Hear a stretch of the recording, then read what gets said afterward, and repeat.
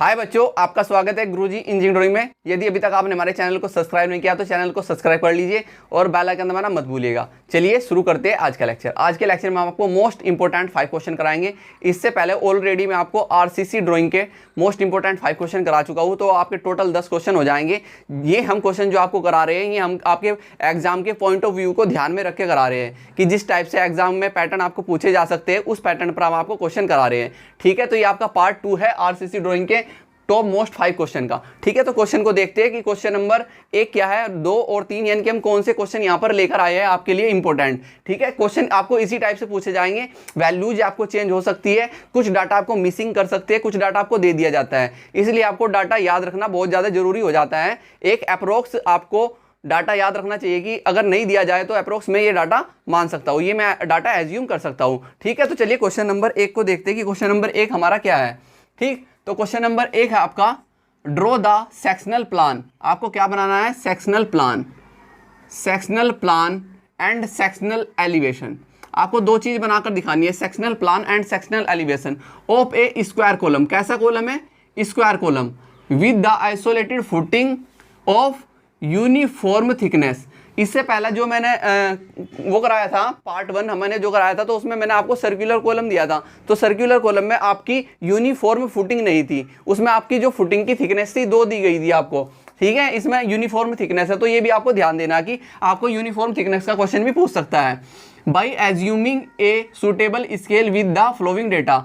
जो डेटा आपको नहीं दिया गया और स्केल आपको नहीं दी गई तो उसको आप एज्यूम कर सकते हैं। अब देखो यहाँ पर आपको दिया गया है size of column 500 into 500 mm, depth below ground level, ground level से नीचे आपकी जो डेप्थ है कितनी है? 1.2 metre. Plinth level above ground level, ground level से ऊपर प्लिंथ लेवल की हाइट कितनी है आपकी? 300 mm। ओके, यहाँ पर आपको दी गई height of ceiling above plinth level, plinth level से ऊपर हाइट ऑफ सीलिंग आपकी कितनी है? 3.5 मीटर। देखो ये पॉइंट आपको ना अगर नहीं भी दिया जाए तो वैसे भी आपको याद रख लेना है। कभी कभी आपको क्या करता है कि क्वेश्चन में आपको height of ceiling about the plinth level नहीं दी जाती, तो आपको नॉर्मली कितनी ले लेनी है? 3.5 ले लेनी है। वैसे हम 3.33 मीटर भी ले सकते हैं। ठीक है, अब आपको दी गई थिकनेस ऑफ फुटिंग। देखो यूनिफॉर्म थिकनेस है तो थिकनेस ऑफ फुटिंग एक ही दी जाएगी, यूनिफॉर्म थिकनेस है तो थिकनेस ऑफ फुटिंग आपको एक ही दी जाएगी। कितनी है? 300 mm। अगर यूनिफॉर्म नहीं होती तो आपको 2 थिकनेस दी जाती। ठीक है, एक तो आउट ऑफ फेस पर और एक कॉलम के फेस के साथ में 2 थिकनेस दी जाती है। जो इससे पहले मैंने पार्ट 1 कराया उसको देखिए, उसमें मैंने आपको बताई कि थिकनेस अगर 2 कैसे दी जाती है आपको पता लग जाएगा। ठीक है, यहाँ पर देखिए क्वेश्चन हिंदी में कैसे दिया जाएगा आपको। निम्नलिखित आंकड़ों के अनुसार उचित पैमाने मानते हुए एक वर्गाकार स्तंभ का अनुविक्षेप काट तथा उच्छेद के काट का समान मोटाई, यहाँ पर ही बोल दिया गया है, समान मोटाई की आइसोलेटेड फुटिंग बनाइए जिसमें आपकी स्तंभ की माप सेम वही है। यहाँ पर जमीन के नीचे गहराई 1.2 मीटर, जमीन के ऊपर कुर्सी तल 300 mm और कुर्सी तल से ऊपर छत की ऊंचाई कितनी है? 3 पॉइंट। कभी कभी ये दी नहीं जाती तो इसको आपको याद रख लेना है। ठीक है, तो ये था आपका क्वेश्चन नंबर 1 जो कि हमने किससे लिया है? जो कि हमने आपका कॉलम से लिया है। कॉलम में भी स्क्वायर कॉलम हमने लिया है। अब इस क्वेश्चन में आपको कहीं पर भी रेनफोर्स नहीं दिया गया है, तो आपको रेनफोर्स क्या करना पड़ता है? एज्यूम कर सकते हो आप कि आप नंबर्स ऑफ बार, जैसे आप 6 नंबर्स ऑफ बार दिखा रहे हो या 8 नंबर्स ऑफ बार आप दिखा रहे हो किसमें? स्क्वायर कॉलम में, और कितने mm डाई की दिखा रहे हो आप, वो आपको दिखाना होगा कि आप 16 mm डाई की दिखा रहे हो, 20 mm डाई की दिखा रहे हो, वो आपको मेंशन करना होगा। और फुटिंग में भी आप कितने mm डाई की बार ले रहे हो, जैसे आप 12 mm डाई की बार ले रहे हो, उनके बीच की स्पेसिंग आप कितनी ले रहे हो, तो वो आपको एज्यूम करनी होगी। ठीक है, तो कुछ डाटा मिसिंग रहता ही है हर क्वेश्चन में लगभग आपके। अगर आपको सारा डाटा दे दिया तो बहुत अच्छी बात है, बट ये ध्यान रखना कि कुछ ना कुछ डाटा आपको मिसिंग रहेगा। लगभग जो मिसिंग रहता है रेनफोर्स अधिकतर मिसिंग रहता है, तो रेनफोर्स आपको याद रखना चाहिए। अब देखो आगे क्वेश्चन नंबर 2 पर चलते हैं। क्वेश्चन नंबर 2 है draw two a suitable scale. क्या करना? एक सुटेबल स्केल आपको माननी है और आपको क्या बनाना है? L section and 2 cross section. एक एल सेक्शन और 2 क्रॉस सेक्शन किसके? Of a RCC cantilever beam. किसका? RCC cantilever beam of the flowing data. यानी कि क्वेश्चन आपको दिया गया है उचित पैमाने पर निम्नलिखित आंकड़ों के अनुसार एक आरसीसी कैंटिलीवर धरन का अनुदैर्ध्य तथा 2 क्रॉस सेक्शन बनाइए। ठीक है, आपको एक एल सेक्शन और 2 क्रॉस सेक्शन बनाकर दिखाने हैं। किसके? आरसीसी कैंटिलीवर बीम के। ठीक है, आपको यहाँ पर साइज ऐसे दिए जाएंगे, कुछ मिसिंग भी हो सकता है। ठीक है। और ऐसे कंप्लीट ऐसे भी दे सकते हैं जैसे हमने इसमें रेनफोर्स वगैरह सब कुछ आपको दिखाई है, ठीक है। तो आपको क्या दिया गया है, स्पान ऑफ बीम, धरन का पार्ट आपको दिया गया है 3 metre, size of beam, size of beam यहाँ ध्यान रखना जब भी कैंटिलीवर बीम की बात होगी तो दो आपको साइज दिया जाएगा, एक फिक्स एंड पर एक फ्री एंड पर, दो साइज दिए जाएंगे आपको, ठीक है। किसके, धरन के।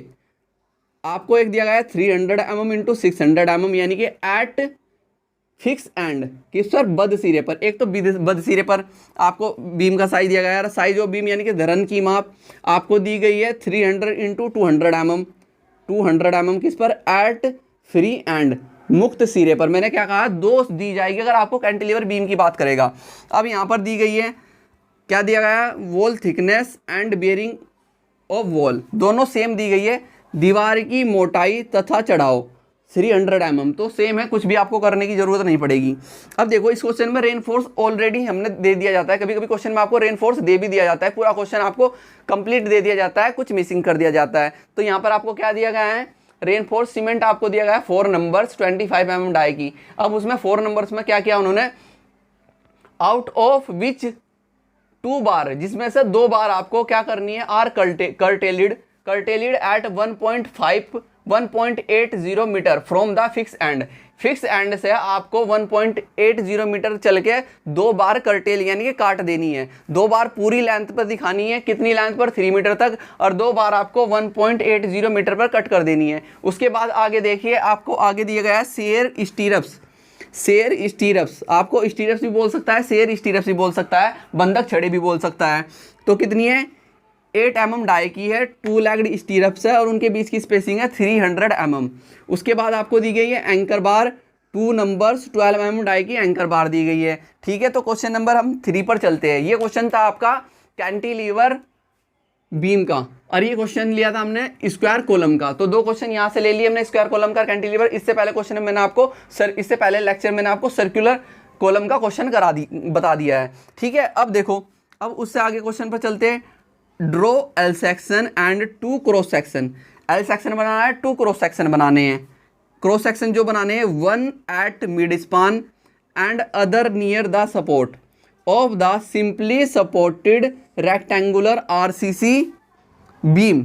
आपको एक सिंपली सपोर्टेड आरसीसी बीम है विद द फ्लोइंग डाटा आपको यहाँ पर दिया गया है।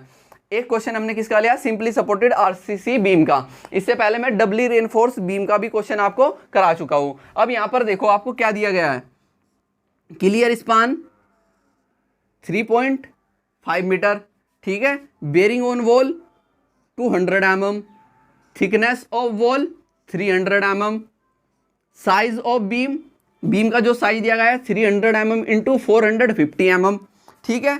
स्टीरप्स आपको दी गई है 8 mm डाई की, 2 legged stirrup 200 mm, centre to centre spacing. Anchor bar आपको दी गई है 2 नंबर्स 12 mm डाई की, ठीक है। यहाँ पर और मेन रेनफोर्स मैंने छोड़ दिया, मेन रेनफोर्स सीमेंट आपको दिया गया है 5 नंबर्स 20 mm डाई का। HYSD बार है जिसमें से 3 बार, ठीक है, 5 बार में से 3 बार क्या करनी है आपको, बेंटअप करनी है L/7 पर, near face the support, near face the support. तो क्वेश्चन नंबर, अब हम क्वेश्चन नंबर 4 की ओर चलते हैं। चलिए क्वेश्चन नंबर 4 को देखते हैं।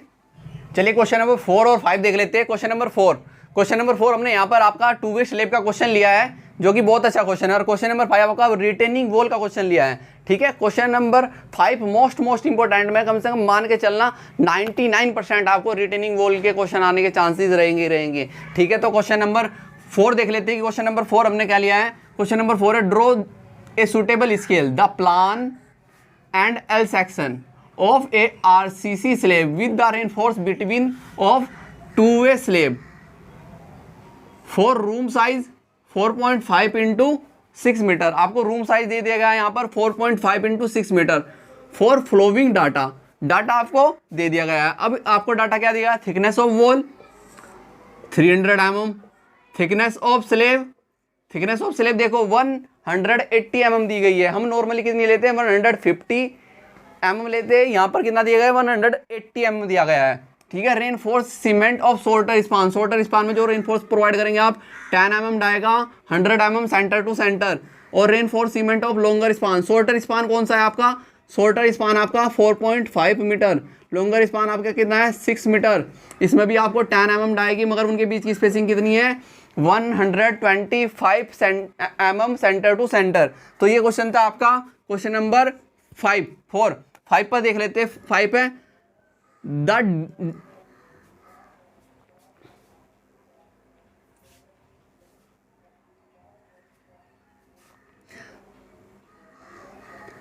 The design data for a 30 metre long RCC retaining wall as follow. ठीक है, 30 मीटर आरसीसी रिटेनिंग वॉल की लंबाई है। ठीक है, अब उसमें आपको क्या दिया गया है, आपको दिया गया है bottom width of stem. Bottom width of stem दिया गया आपको 60 centimetre. Top width of stem दिया गया आपको 20 सेंटीमीटर। हाइट ऑफ स्टैम दिया गया आपको 6 metre. Base width of base slab आपको दी गई है 3 metre.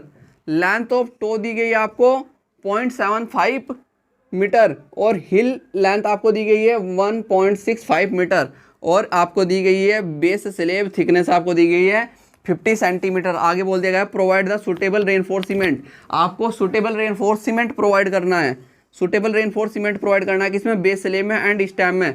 Assuming suitable scale draw the cross section of RCC retaining wall. ठीक है, तो ये क्वेश्चन थे आपके, टोटल 5 क्वेश्चन हमने दिए हैं। इससे अगले हम लेक्चर आपको पार्ट 3 में मिलेंगे, जिसमें हम आपको टॉप 5 क्वेश्चन कराएंगे, जिसमें हम आपको बहुत ही इंपॉर्टेंट क्वेश्चन ऐड करने वाले हैं, जिसमें हम आपका पोर्टल फ्रेम के क्वेश्चन ऐड करेंगे, वाटर हेड टैंक का क्वेश्चन ऐड करेंगे। ठीक है, जो हमारा क्वेश्चन कुछ ऐसे बचे हुए हैं हम उनको ऐड करके लेके चलेंगे। ठीक है, अगर ये 10 क्वेश्चन जो मैंने यहाँ पर कराए हैं पार्ट 1 में और पार्ट 2 में, इनकी भी आप प्रैक्टिस करोगे तो आप बहुत अच्छे नंबर ला सकते हैं। ठीक है, तो इन क्वेश्चन को बिल्कुल भी स्किप मत कीजिएगा, अच्छे तरीके से देखिएगा और इनकी प्रैक्टिस करो, क्योंकि आपका 2 जुलाई को पेपर है। ठीक है, तो चलिए मिलते हैं आपको नेक्स्ट लेक्चर के साथ। Okay, thank you.